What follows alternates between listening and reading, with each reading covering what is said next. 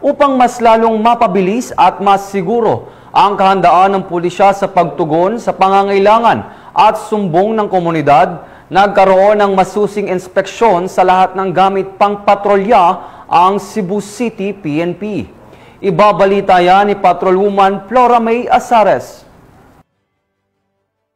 Isang komprehensibong spot inspection ang matagumpay na isinagawa ng Cebu City Police Office sa lahat ng mobility assets nito noong gabi ng Disyembre 1 ng taong kasalukuyan sa pangunguna ni Police Colonel George Ilanan, Officer in Charge, kasama si Attorney Police Lieutenant Colonel Jomar Medil, Chief ng Mobile Patrol Unit.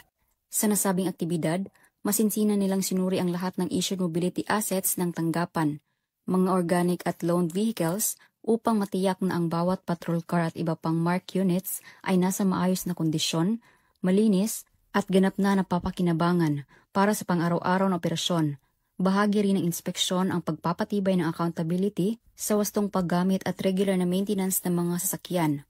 Binigyang diin ni Police Colonel Ilanan na ang maayos na pag-aalaga at tamang kondisyon ng mobility assets ay mahalaga upang masiguro ang mabilis at epektibong pagtugon ng kapulisan lalo na sa mga insidente na nangangailangan ng agarang presensya ng PNP. Aniya, ang well-maintained vehicles ay malaking tulong upang maihatid ng CCPO ang dekalidad na serbisyong pangseguridad sa komunidad.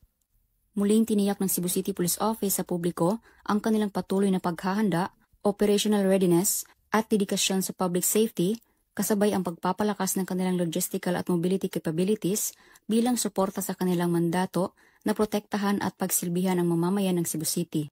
Mula dito sa Cebu City, ako ay inyong Police News Network Correspondent, Patrolwoman Flora May Azares, alagad ng batas, tagataguyod ng Balitang Pulis.